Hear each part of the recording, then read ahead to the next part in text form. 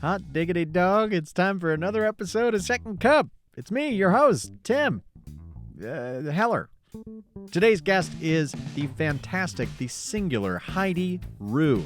Heidi started her career as a radio DJ, and after doing voiceover on the side for years, she went full-time well over a decade ago. Heidi also does on-camera work, acting in commercials for Publix, Instacart and Bojangles, and even recently played the ex-wife of Mr. Immortal in She-Hulk. On top of that impressive and extensive resume, Heidi also runs and owns, with her husband Mike Stoudt, the Atlanta Voiceover Studio, a VO training ground and recording studio that after almost 7 years in business has helped hundreds and hundreds of students to get their career started in voiceover. You know what to do. It's time to top off your beverage, get comfy, and enjoy this episode of Second Cup with my friend Heidi Rew. Oh boy, Heidi Rew, the one and only. Thank you so much for taking the time to hang out with us on Second Cup this morning. I've been really looking forward to our conversation today and have appreciated our conversations, however brief they've been in the past. But thank you for joining us. How are you this morning? Oh my gosh, thank you for having me, Tim. But I already feel like a fraud because I haven't even had my second cup of coffee yet today. And I Oh feel like I'm no. on the Second Cup podcast and I've only had one cup. Feel like a fraud. We're we're Well, jumping thank into you the for wrong joining thing. us. That's the interview for today. Everybody I stay know. tuned for the next episode. Oh, what an It's awful okay. guest. Oh. It's all good. Heidi, for anyone listening who may not know who you are, which if you're in the VO industry, they probably do know who you are. But for those who aren't, can you just give us a quick catch up on who you are, where you're at, and what you do? Yeah, sure. So I'm based in Atlanta. I was born here, grew up here, love the city. And I started in radio. That was kind of my career trajectory. And I met someone that told me about voiceover and radio. And so I started doing that kind of on the side and I did on camera stuff. And then over a decade ago, I left radio to do voiceover and on camera stuff full time. And then it'll be 7 years this summer that my husband and I ended up starting Atlanta Voiceover Studio, which is a recording and training studio. So, on top of a VO and on camera stuff, we also run that. So, Yeah. Oh my gosh. So much to dive into and talk about this morning. So I'd love to let's start with radio because there's been okay. some news with AM radio being phased out recently. Mhm. And I'd love to hear your experience in coming up in radio and kind of seeing some of the evolution of it as we've grown into the streaming era and all of that, and how you've been able to navigate that as a voice talent and as a DJ when you were a DJ. What did that look Mhm. like, and what was the chatter, and what was that Yeah. process like of navigating that change? Well, and this very much relates to my philosophy in voiceover because of this. So when I was in radio, it felt like I saw things that were coming. Hmm. But everyone, and I don't know if it happened, if it was more just like it's corporates, so hard to change. You can't just change things on the fly, with in corporate stuff. Um, But I saw things coming. In fact, I even proposed to our program director when I was on air. I said, "Hey, listen, can we try this? Um, let's do like 10 or 15-second spots for ads." And I said, "We could do it, try it overnight."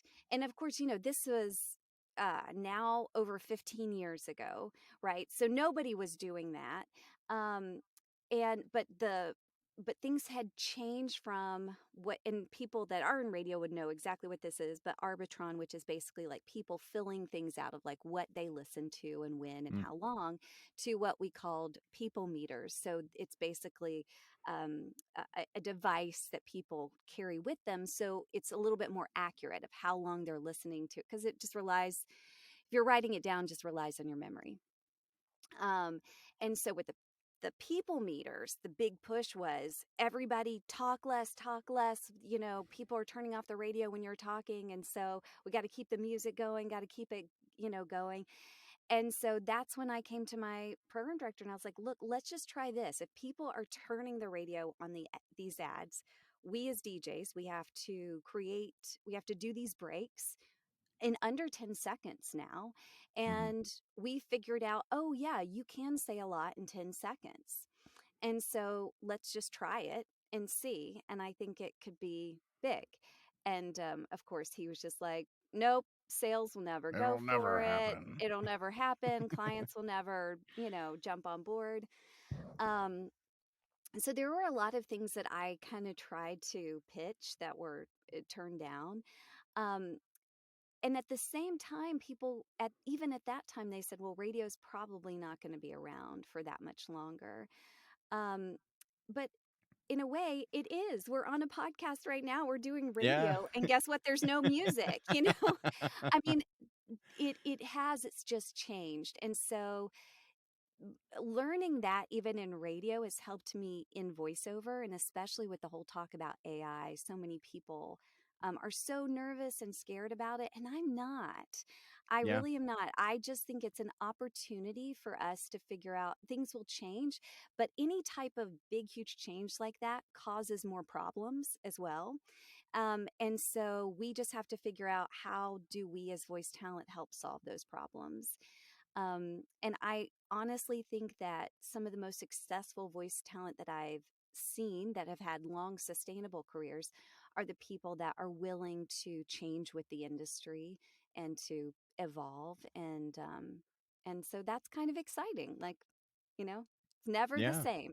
Yeah. No, it's never the same. And I appreciate your sentiment and share that sentiment with change in general, as hard as it can be, and with evolution in our industry. And I've only been in it 5 years, but it's Mhm. changed a lot in that 5 years. Yeah. And with AI too, I'm checking out your website, which is something I want to touch on too, is your website site specifically because of everything you do and how beautifully organized it is. Um, but I saw that you have your AI demo on there, and there's lots of Mhm. chatter around, like, some people are saying, like, oh, why would you even have that on your website? Because clients, these like big corporate clients, which is this nebulous kind of omniscient, who are these big corporate clients that are Mm. blacklisting supposedly talent that have an AI demo or an AI voice created, which I think is Mm. silly, and is also Mhm. part of that stick in the mud mentality of like, well, we're just we're never gonna Yeah. grow and move past what we've been comfortable with doing for the past 30 years. Mhm. Um, but so, okay, so pivoting into your website, and you Yeah. as a multi hyphenate person, you are a business owner, you are a voiceover artist, you are a podcaster, you also have this newsletter that goes out as part of your business, and you're also on camera. And it's Mhm. selfishly, I want to know how you manage it all, because and because I have lots of different things going on as well, and seeing you and Mike and the way that you run your studio, and I'm just more familiar with you because I see your face more often on my feed, Mhm. is um it's just it's amazing how you Mhm. have been able to manage all of this. And so I'd love to hear, just let's start at the beginning, I guess, of, I Yeah. know, like, with DJing and voiceover, we have that background, but how did you start to kind of get into the other markets and then decide to start the Atlanta Voiceover Studio? Yeah. So in all honesty, I probably struggle with getting my value from work. So let's just say that there's some Uh-huh. motivation there of, look, I'm in counseling, I work through that. I know it. And I really try and work on that. Just because I think it's key to know like what your motivation is, and that motivation Yep. steers a lot.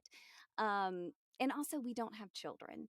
So for those of you that have children, that is like a whole other thing as well. Um, the studio is kind of our child. But I think that there's a couple of things. One is that um, I just get bored easily, and so I like to be doing a lot of things. So I think I always am trying, I can't just kind of sit still. Mike always jokes when we go on vacation. It's like, I rest for maybe a day, and then I'm like, all right, like, what do we got? What we got going? That was good. We are too similar. I talked to Yeah. my therapist about my lack of being able to stay focused on one Uh-huh. thing or not getting validated enough from voiceover. So Yep. starting another business or whatever it may Yes. be. And vacation is a hot topic with Jess and I. Oh, yeah. It is hilarious. It's hilarious how different we are. How we end up being attracted to people that are totally Mm-hmm. opposite. Yep. But it's great because it gives it that balance. But back to like how the diversification, I think there's a couple of things to that. One is that I always felt like, especially starting out, I knew that so I was making a full-time income from voiceover even when I left the radio station, but it didn't quite mm, well, I guess it did after that first year. But I just knew I'm like, I don't know how long this is going to last. Like, I don't know if this is kind of a big part of it was I booked this huge national commercial that ran for 3 years and just, was amazing That'll as pay the far as bills income. alone. I mean, Yeah. it was wonderful. Um, but I just knew I'm like, I don't know how long this is going to last. And I also saw Mike and, my husband, he did voiceover and he already was making a lot more than he made in radio, but he would always just say like, well, I don't know, you never know month to month. And so I think I just kind of was like, okay, I should probably diversify just to make sure if something else is slower, then I can have my hands in some other stuff. Mm-hmm. But I think also a huge part of it, and you probably relate, Tim, and a lot of people that are listening, is just as creatives, um, you just want to be able to do all kinds of stuff. Anything that's creative, you want to be able to do. And so yeah, so I think that I just kind of anything for on camera stuff. I even had a blog at one point, and then of course a couple of podcasts, and so I think I just really enjoy creating content and diversifying my outlets. Yeah. And so have you always felt this sense of kind of creative entrepreneurship? And as you've gone through each phase of your career? I have, and I think that I've always had the entrepreneur mindset, even like as a young girl. I've heard other people tell these types of stories as well, but like when I was younger, I sold rocks to my neighbors, and I think I heard some other. I know, Tim, you're like, what? I And the, I wish I yeah. want to know the pitch. Do you still remember the elevator pitch for selling rocks to neighbors? Was it rocks in Oh, bulk for their gardens or was it individual? no, it was literally I had 4 rocks total. 4 rocks, that was it. So maybe the limited supply was a big selling point. And I just remember thinking I found them and they literally were like the fool's gold kind of thing, so they were kind of Oh, sparkly I and I was like, love those. Yes. "Oh my gosh, we just found a treasure in the backyard." I'd read books and about finding treasure, and so I just thought this is something so amazing that we just found in this backyard in little Riverdale, Georgia, you know. And so I had my mom like we washed them off, and I was like, people need these. Like this is valuable. They will want this. So I just went down to my neighbors and I changed the prices for each one. I had no basis for the price change. So we're like, oh, we But should probably diversify what we're selling here. Yeah. yeah, yeah. I think I did make $7. So, total. So When you're a I kid, was a that's rolling happy in it. You camper. can do some Oh, damage. yeah. Yeah. Look, I went down to my convenience store for sure and bought some Fun Dip with that profit. Um, but yeah, I think I've always had that entrepreneur spirit. And so that has definitely helped, I think, as a creative, because I know there's a lot of my friends too that are very creative and they're so talented, but they actually don't even like the business part of what Mm-hmm. we do. And I've always felt like um, that's a way, like if I get good at the business part, that gives me the freedom to be able to create as much as I want, you know? Um, so yeah, Yeah. I mean, that's a beautiful segue into the next part I want to talk about is this, Mm, the business side of things. And what I appreciate about what you and Mike do with the Atlanta Voiceover Studio is and I think I saw you guys or discovered you guys at the beginning of discovered you guys was introduced to y'all on social media at the beginning of the pandemic. Yeah. And because that's where I really switched into, oh, I'm like really, really busy and I need to like figure my shit out. Mm-hmm. And I saw something around your newsletter Mm. and subscribed to it. And it's still one of 3 that I actually read Oh. every week or however often. I feel like I sometimes get it twice a week, or maybe sometimes I just leave it unread so that I don't forget to Yeah. read it. Yeah. Um, Yeah. but it's so valuable to not only get like the performance side of things, but it's mostly about, I've found recently how to grow your business, how to scale, how to Mm-hmm. market, how to be creative and Mm-hmm. sustain this. And so how did you learn about all of that? Have you always been drawn to the business side of things? I know that it's one thing to be entrepreneurial and have ideas and to be able to create and try to execute, but then to manage Yeah. the backside of things so that you can scale or grow or sell or know when to turn it off is a whole Yeah. nother beast. Yeah, I will tell you that I think a big part of that. I mean, it's also one thing to well, let me back up. So before even the studio started, my kind of philosophy about my voiceover career was I even talked to a financial planner, and he was like, "Okay, how much money did you make this year? And how much money do you want to make next year?" And I kind of laughed at his face cuz I was like, "Dude, I don't know. It Mm-hmm. matters how like if people book me. I really was kind of like I don't have any control over my business. That's how I felt because I felt like, well, it's only what the my agents provide me with the opportunities. At that point, I think there was online casting, but I wasn't on online casting sites, um, and made a good amount through my main agent here in Atlanta, and and and I just remember getting off the phone with him and thinking, well, that really sucks. Just to hear it back, I'm like, wait a minute. So I have no control over my own career. And it was that combined with being part of like an accountability group and reading Jack Canfield's book um, that really started to shift my mindset about my own voiceover career of, oh, you know what? Maybe I have more control than I realize. And so that really was the catalyst of changing my philosophy about my own career, as far as it being a business.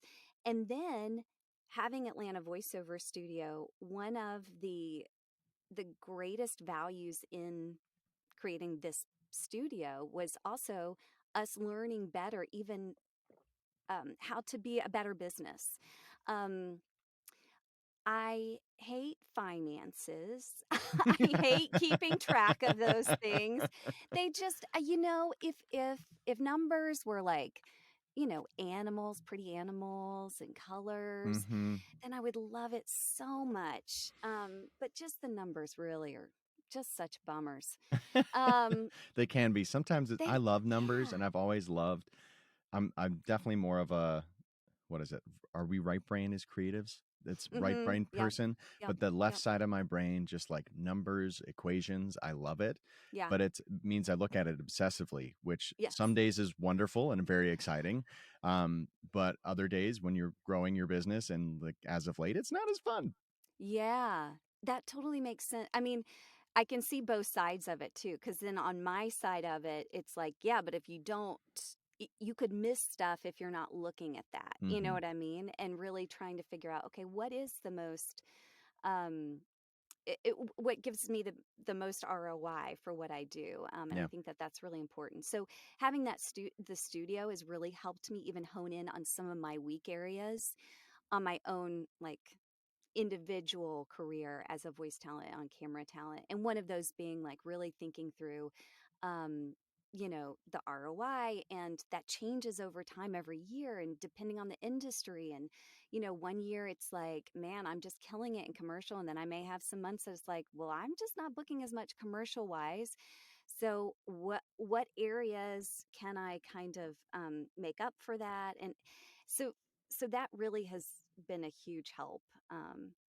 And I I do want to say one more thing too, and I hope that this is encouraging to anybody that's listening. But and thank you so much for saying that about the email newsletter, because I think I mentioned before I had this blog that I loved, um, but it was so hard. I did it for 6 years, and I just had to give it up because it was making me maybe 12,000 a year, but Hmm. it was taking up so much more of my time.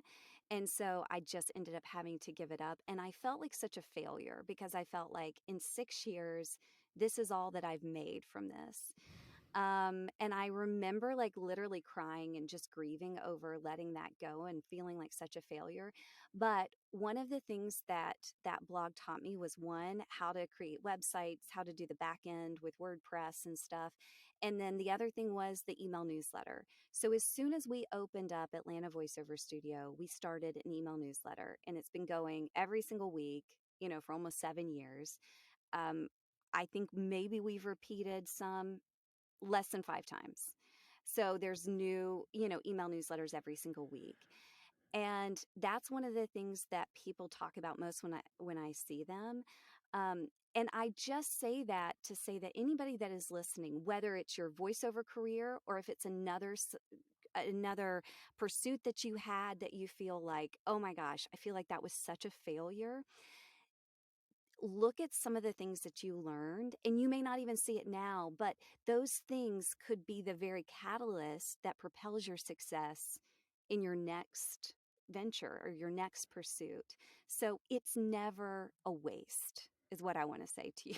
Never a Yeah, waste. 100%. And I've experienced that as well in just in from voiceover, coming from the musical theater and on camera side of Mm, things, and live performance side of things, and just seeing like, mm, oh cool, like even all these day jobs that I had that were in between, I learned new skills on how to be a leader in a retail or corporate environment, how to stay organized, how to talk to people, how to, and seeing that your skills as a performer, as an actor, are are novel in some of those circles, and that it mm, does have, and it's fed into the marketing side of my business with this little company that I started at the beginning of the year. And even like this podcast, it's showing that like consistency is key. And it sounds yeah. like I want to talk about consistency, because hearing that you had that, not only the newsletter has been going for 7 years weekly and only repeated things maybe 5 times is Yeah. wild, but then your blog for 6 years, Hmm. and even making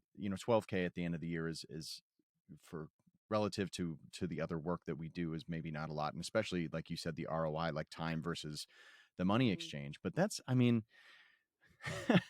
that's no small potatoes though, is Yeah. maintaining that for that long. So what role has consistency played, and how have you seen it shake out as you've co- uh, continued on all the different Yeah. phases of your career? I will say that it's been both a, like, I feel like my key to success, but also um, not a thorn in my side, but something that's also prevented some success. And what I mean by that is, um, at a very young age, my dad, he is a PE teacher, was a PE teacher, he's retired now. And so he was my PE teacher. And we would do the mile run. You probably did that in Oh elementary yeah, school too, right? in a full A- cotton gym yeah. uniform, super conducive, especially when you're like a sweaty prepubescent Oh teen. my gosh. Can you imagine how we probably smelled so bad when we went Oh, back in the classroom? that Those smell haunts teachers. me. That Oh mixed my with now with like gosh. when I was going through high school, Axe body spray, Oh, that and yes. like the dank like teen smell. Yes. Oh my gosh. We had no idea. Oh, those poor teachers. Poor teachers. They don't get paid enough for No. that stuff. But we would run, but like everybody else would just sprint ahead, and I just always felt like, oh, I'm not that fast, and I would tell my dad I'm not that fast, like I don't know what to do. And he said, listen, he said the biggest thing is, remember that old parable about, or story about, the tortoise and the hare. And he was like, just set your pace and keep going, because those people that sprint out, they're going to get tired, they're going to get burnt out, and they're going to start walking. And sure enough, that happened. And I was always like one of the fastest or second fastest girls in the class, but it was just because I just stayed consistent. And I really wasn't that fast. I just kept going. um, and so that really has not only stayed with me, but I think is just part of who I am. I honestly, Tim, I'm not that talented. I mean, I would love to be like a Tom Brady of the voiceover world, or, just the very best that people are like, that talent is so incredible. That's not me. It's not. Um, but what I do have is once I commit to something, I'll just keep going. Mm-hmm. And I'll keep learning along the way. So I've always felt like consistency was kind of like my key. The only problem that happened was when that consistency took over, or came first before evaluation, if that makes any sense. So, you could do something over and over, like every single day, for years. And that'd be great. But if you're not looking at like, what can I improve, what works, what Yep. doesn't work, then you could end up wasting years without really getting some key feedback, or, information to improve.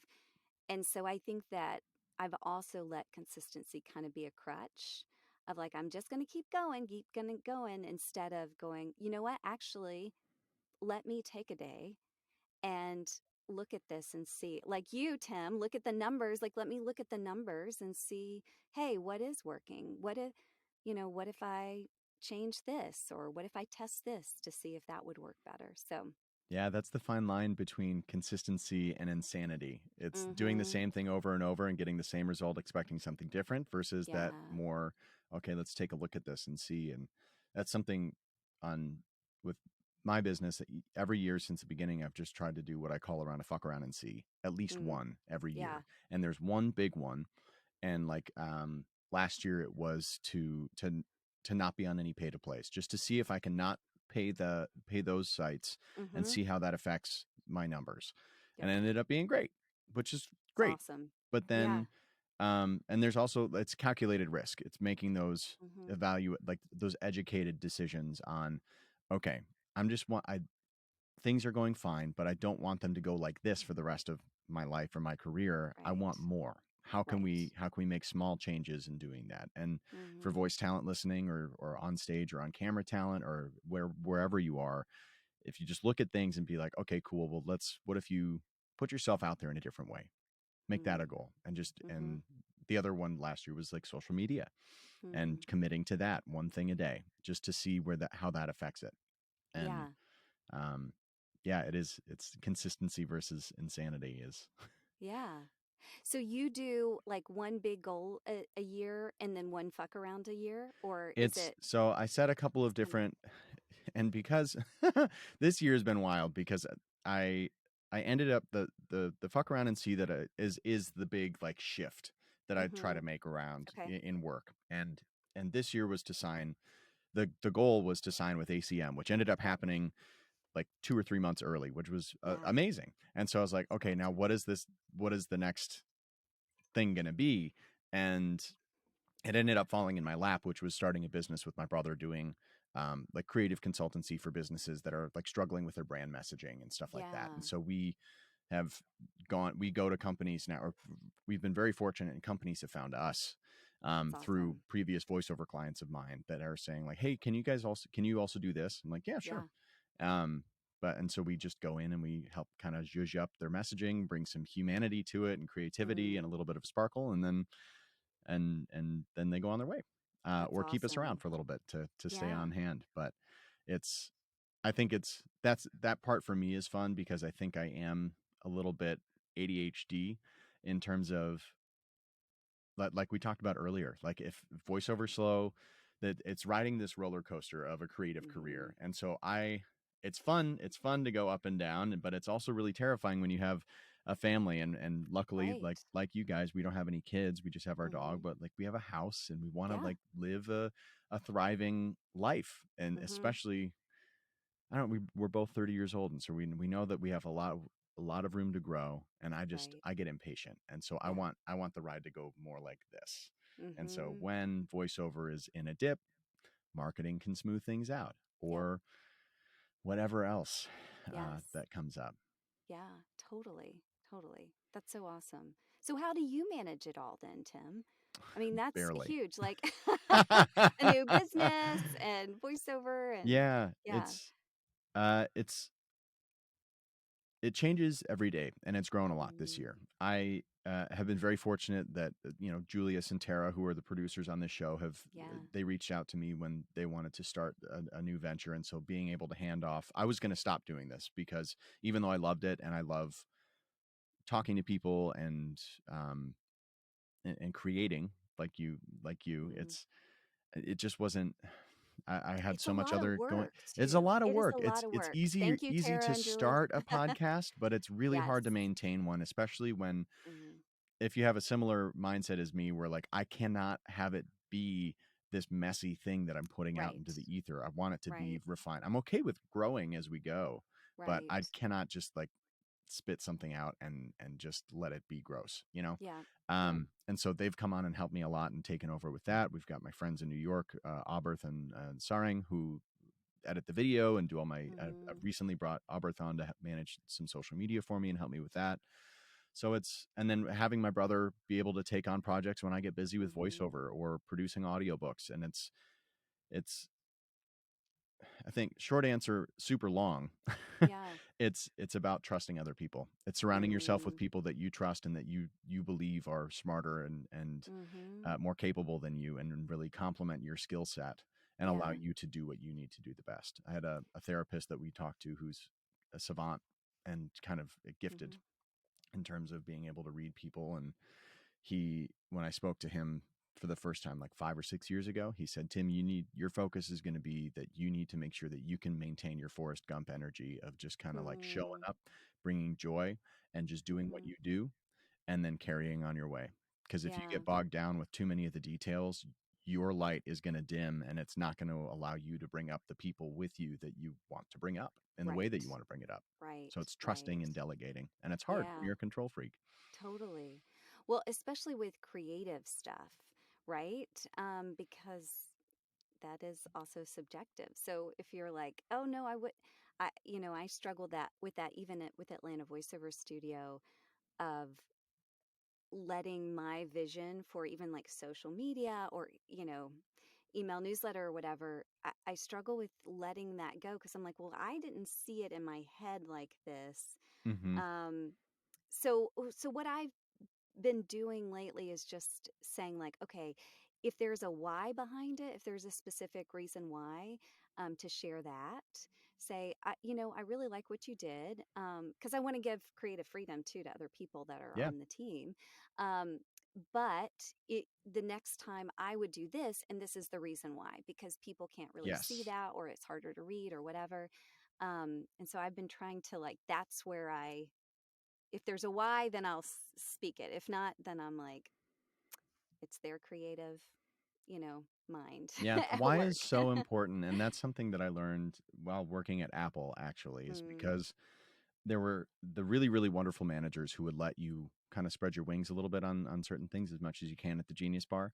mhm. It's they would tell you the why. They'd give you the really solid feedback Yeah, on why they need you to change something, or why this worked really well, or any number of reasons, or situations.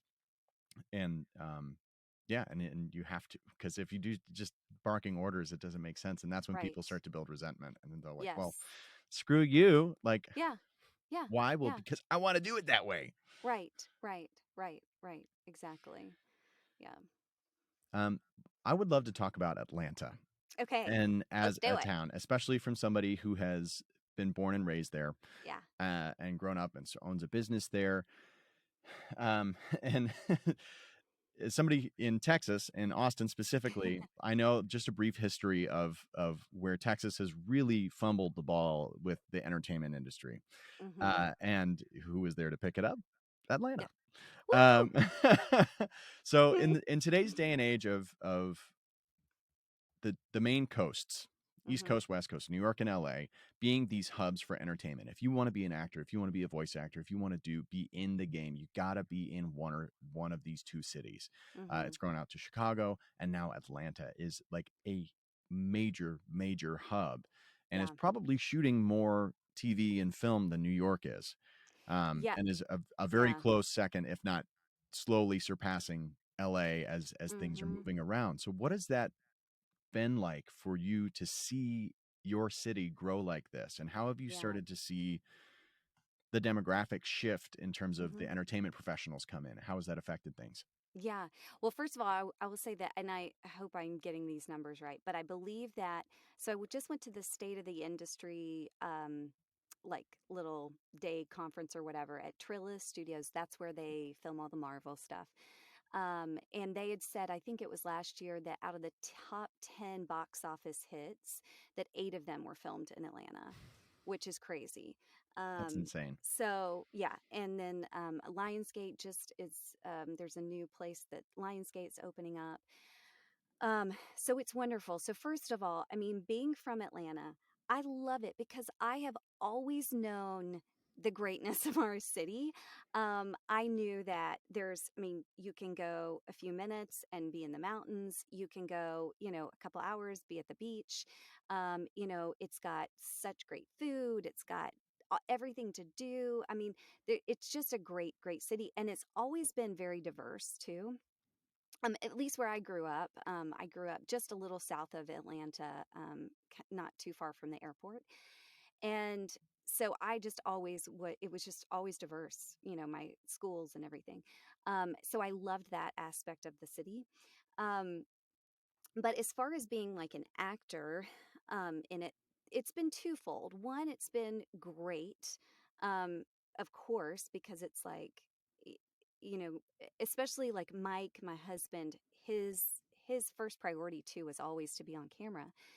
And so we did talk about like, should we move to LA? And um, but with the expense and everything, then we just were like, I don't know. And so that has been such a gift to us to get these opportunities. And then we hear our friends from LA and saying like, gosh, it took me years to be able to get that type of audition. And we probably take it for granted a little bit that we get these great auditions here.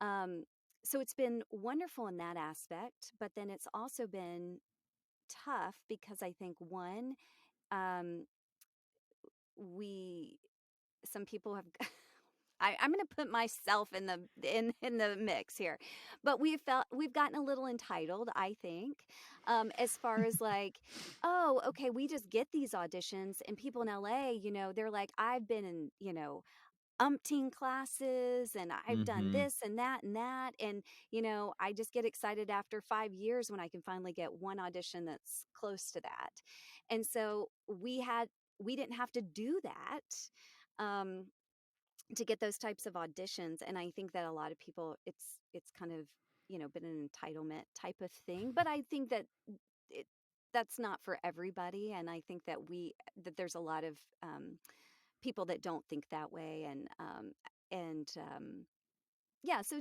there's some pluses and minuses to that, but it's been great. I will say with voiceover, I still feel like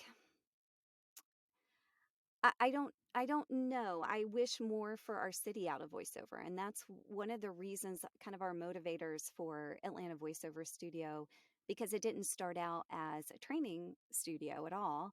It just started as a place where our on camera friends could come in to record their voiceover auditions. And I got to see people. And so it wasn't just our home studio.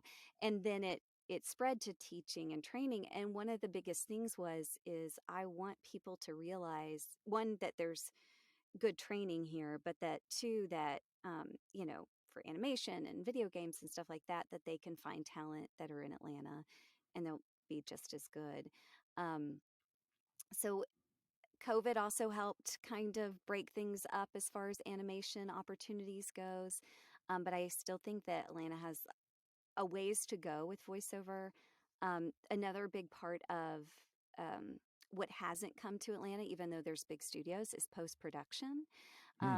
There's still so much of that is done in LA, for like looping um and so there's talk, at least in the state of the industry thing that I went to, that that will be changing. But I still think it's going to probably take a little while. I don't think it's going to happen super quick. Um, Yeah. And I feel like so maybe some of that the quote unquote entitlement that you're talking about is also a symptom of like just being in the right place at the right time. Because if exactly. you would have told people 30 years ago that Atlanta was going to be the next huge entertainment hub in the United States and generate all this wealth, and when I said demographics too, I just want to clarify for the listeners, I didn't mean like racially, ethnically. It's just like Yeah. the type, like the people who are doing the different types of jobs and that kind of thing coming into Atlanta too. Mm-hmm, mm-hmm. But that Atlanta would be that. Um, and it's I feel like we're at the beginning stages of where Atlanta was maybe 20 to 25 years ago in Austin right now. And it's honestly a big reason why we decided to stay, is because initially the plan was to come from New York, be in Texas for a little bit so we could be close to my wife's family. We're, a 2-hour flight to my family in Chicago, and then go on out to LA because that's where Yeah. more of my work was leading us. But when we saw how much of LA was moving here, and they're like within the first couple months we were hearing about like 5 billion-dollar studios being built in and around Austin. We're like, okay, well maybe we should just buy a house, stick around, and kind of see what's going on, because we could get some life stuff Yeah. done, Yes. and change that mindset from a scarcity mindset of being in these bigger cities to, okay, well maybe we can start a business, start a studio, or whatever it may be. Mm-hmm. And not have to be on that, like, oh, I'm taking 5 years to get this one audition that I want. That now it's like, Right. okay, well, now we're auditioning for the stuff that, Yep. we want to be in for, because everything's remote. It's shifting. Yes, totally. And the other gift too about that, about where you are, Tim, is and one of the things that I've seen is just being able to it was so much easier developing relationships with the talent agencies here. I mean, I've known Mm, them for years and years and years. So even before so many people were like, "Oh, Atlanta," and I mean now there's so many people. I mean, you know, two of the people that I just talked to over the past couple days, they've been here for a year and they moved from LA. So many people are moving from LA, hmm and just to be able to be here in Atlanta or in Austin and being able to make those relationships before everybody's clamoring, yeah, is such a gift. So, yeah, it's an exciting time, and it's so cool to hmm see this at VO Atlanta. It was really exciting to meet so many voice actors that are from Atlanta, and hmm seeing that, and that was something that, it was an amazing experience on so many different levels, but something that my wife reminded me of when I got back and inevitably fell off that high and was just like, oh God, why am I not doing, like, poor me, I'm not getting the jobs I want. And Jess yeah, reminded me, think about all the people who were there who are from Atlanta, who are not yeah, in LA or New York. And just hmm remember, and people who are not from Atlanta, but from like smaller cities around the yeah, country. And just remember that, like, patience and that the time hmm invested in it is going to pay off, and yeah, go into it. totally, Um, absolutely, absolutely, so last thing I want to pick your brain on, yeah, before we cut you loose, is I saw a post that you made recently. I think it yeah, was last week, about taking 3 months off of hmm auditioning because of hmm burnout, and I want yeah, to I want to hear about this decision, what drove that decision, the experience of being in it, because last week I got super sick and I had to hmm text Jeffrey and say, hey, I really can't audition. Like, I can barely function right now. And it was like yeah, 3 days of no auditions. And with ACM, that's like 60 auditions that you're yeah, missing. yeah, And yeah, it's really freaky. But, and yeah. then with the other like handful of businesses that I run, it's like, I can't do anything. But it ended up being a Mhm. really wonderful exercise in letting go and seeing like, oh, I can like create space for myself if I really need it, Mhm. and life will move on and business will work still. Jobs will still be there. Um, what prompted the 3 months off? What was that? How scary was that decision to make, and how empowering was it at the end of it? Yeah. So it just culminated from a lot of things, and I talked about in the email newsletter the difference between burnout and stress because look, voiceover and starting your own business, I know it sounds wonderful and it is wonderful, but also there are those days where you're just like, oh my gosh, the success of my business is on my shoulders and my shoulders only. This is scary. This is stressful. So yes, you're going to have those days, but burnout is something that is chronic stress consistently over time. And so there were just a lot of things that led up to that. One, I think that we didn't realize running Atlanta Voiceover Studio through the pandemic, how, um, how hard that was on us because, you're leading people. You're the person that like, if something happens, you've got to be there. You've got, so it just never felt like I was so jealous when people would say, I'm making bread at home and I'm doing, Mm-hmm. You're I like, mean, I oh, know are I'm like, you? I want to be doing nothing. Um, so it just, and everybody, COVID was hard on everybody. So I'm not saying that one person had it worse or better than the other person, but I just don't think that I realized how much a toll that it took on us. And then the other thing is that we had some struggles with the studio. um, we kept our main studio going during COVID when no clients were coming in. We had just hired a full-time sound design engineer. Mm. We kept paying her and have her on, and so coming out of COVID, then it was still this slow kind of ramping up to that. And we ended up in the red for a couple of months with the studio. And that was the first time ever. And so Mike and I had to cover that. And up until, 6 months ago, Mike and I even weren't ever taking a paycheck from the studio. So we had to cover that, out of and not even be making anything from the studio. Um, and then add on that, we had a home remodel. We were living in our basement for 6 months. We endured 3 floods because of that. It was so much on top of it. And we had a bunch of employee shifts with the studio. So that was tough. It just required me to work even more. So like, and we weren't able to take vacations. We weren't able to take time off. And it got to the point where things were slowly starting to kind of settle down a little bit, but nothing was filling my bucket back up. So I felt like if one little thing happened, if somebody accidentally slammed the door in my, and it hit me or something in the arm, I would feel so offended, or I felt so Those little resentful. things just like Yes. feeling irritable. It's the Yes. worst It's the especially when you can like worst. see it. This happened to me last night. I was like, Oh, Tim, I'm so sorry. yes, sorry. I'm not to cut you off. I No. won't share my story, but I can relate. Yes. Oh my gosh. I'm so sorry. And you are such the nicest person. So I also get that too. Like when that stuff happens, I'm like, this is not who I am. This is not I'm who I am. fucking nice. I am nice. I love people and I love to give to people.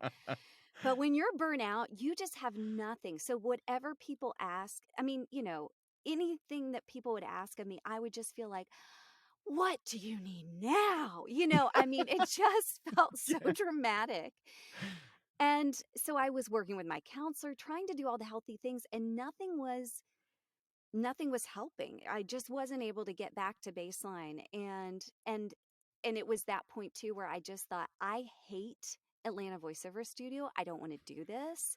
This is, like I'm done. I mean, I don't know how many times I told Mike, I'm like, I don't when our lease is up, I'm done. Like there is no way we're gonna keep doing this. Like this is Yeah. not worth it. And and so I was telling Mike about it one night and I just said, I just don't know. I don't know what's gonna click to where I can get back to who I know I am. And he said, well, why don't you take a sabbatical from voiceover? I was like, what? As All right. if, Mike. Okay, Mike. This is how we actually make our living, right? And we just did a home remodel. So I just thought this is crazy, but he always tells me, Tim, I'm sure that your wife probably listens to everything that you say, but he always says, "You don't ever listen to me. Like I told you, I give you this advice and you don't listen to me or whatever." And so I thought, huh, well, I'm going to show him. Mm-hmm. I'm going to listen and take his advice, buddy. All right, you say that, fine. I'll try it. Um, and so that's when I was like, you know what? Maybe I should try and take a sabbatical. Now, let me just say, this is in the beginning of October. October through the end of the year is one of the busiest times Mm-hmm. for commercial VO. And like I said, like we were not making an income from Atlanta Voiceover Studio. And so I thought, this is crazy. I don't know how this is going to work. I just knew that one of my agents was going to drop me too when I told them this. And the end of that story is that no agents dropped me. Jeffrey Humberger, who you were talking about earlier, was so wonderful. That's who I called first to tell him, hey, I'm thinking about this.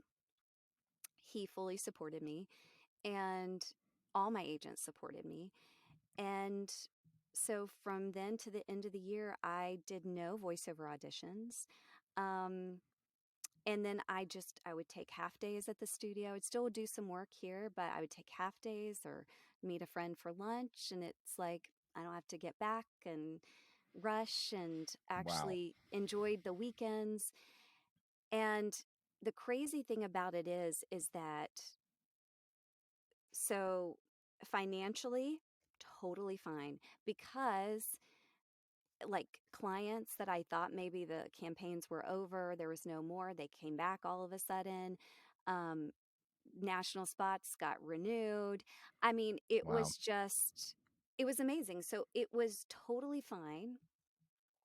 One of the clients that I've only done small stuff for here and there, and they've been a long time client of mine, um, all of a sudden had this huge project that covered my income for a month. Um, that just came out of the blue. And so I want to say that to encourage everybody that is building, and like you were saying, Tim, like just building your business over time and planting those seeds, that when you do that, this is the kind of harvest that you're going to get. You know what I Mm-hmm. mean? That you are going to be able to go, you know what? I am taking that time off, and those seeds will sprout. But then also that it was one of the best things that I've ever done, honestly. It got me back to baseline. I came back in January, so excited to audition again. Um, and I just felt like I was like, oh, I do love my career. I do love it. And Come I back to Mike. do It's love like, Atlanta Voice. hey, I'm sorry. I know. I'm like, I take it back. I love Atlanta Voiceover Studio. I love what we do here. And I was so excited to give again, and that was really honestly one of the greatest gifts, because I do love to give. That is that is what keeps us motivated from Atlanta Voiceover Studio. Mm-hmm. It's not it's definitely not the money, um, because there was none. And so, but giving to people and seeing like it, just inspiring them, encouraging them, that's what keeps me going. And then to have lost that was really devastating. But now I got it back. Yep, I'm she's back. back, folks. I'm back, folks. What a wonderful example of a, like you said, letting go and releasing and seeing that all of these seeds you planted are actually going to support and nourish you in this time off, and two, of having the right people on your team, and from a Mm-hmm. representation standpoint. Like I feel that way about I had it's the agents that I'm with now are the best agents that I've had, a rep that I've had on any side of the camera, microphone, any of it. So it's a Mm-hmm. huge shout out to Alan Duncan and the innovative team in New York, and Jeffrey and Mark and Phil and Eric and Yeah. all of the wonderful people at ACM, because it's supportive, and it's those people that aren't going to try to scare you out of things, Mm-hmm. or shame you for being like, hey, like I can't move today, like I can't Right. really audition, and they're not going to be like, well, okay, well, good luck then, we're Yeah. dropping you, or like you really need to get to the mic for this like Yeah. digital waiver or whatever, the non-digital broadcast or whatever that the $100 jobs Mm-hmm. are, but it's important. Yeah, it is. It Listen so to that is. inner wisdom of Yeah. saying, I need a break. I'm mad at my husband for nothing. Yes, yes, exactly. Exactly. Exactly. So, and shout out to Mike too I mean, he was so supportive through all that. And so I am so grateful for him, for letting me do that. And not letting me, but you know what I mean, like really encouraging Yeah, that. it's so important that another person on your team, right? An important Yeah. decision made to have somebody that's supportive and sees you and sees what you need before you can see it. So, Mhm. well, Heidi, thank you so much for doing this. I've got 4 quick fire questions for you, Okay. real quick off the top of your noggin, Mhm. as we go here. Who inspires you right now? Um Mike, We'll take it. I yeah, he just does. He's pretty great. So, What's a piece worth of listening to. content that you can't get enough of? It can be a TV series, video game, book, magazine, Mm, whatever you'd like. Shrinking on Apple Plus. Yes, I've It only is seen the first so episode so far, and it's good. very, very good. I've heard wonderful things. Yeah, I would watch it again all the way through. What's a nickname you had as a kid? Um, Booger. Booger. That's the I first don't booger even we've know why. gotten. I love it. I think my dad came up with like little booger. I love it. And last question, really, really a heavy question. You can only have pizza one last time. Where Oh, from and what's on it? No dietary blowback at all if you have okay, any great. allergies or sensitivities. Yes, because I am gluten free, but it's Antico Pizza in Atlanta. It's Okay. so great. They do it in like the old like wood fire or whatever, and I am so plain. I like just cheese pizza. So call me Wow. basic if you want, but that's what I like. Talk about confidence. Stepping up to the mic and saying that you just like I cheese don't need pizza. no fancy things on my pizza. Just like me cheese. Heidi, thank you again for coming on and doing this. I had a Absolutely. blast, as expected. And where can people find you and the Atlanta Voiceover Studio? Yeah, across like social media and even my website, it's just Heidi Rew, and it's like ooh, but with an R. It's great.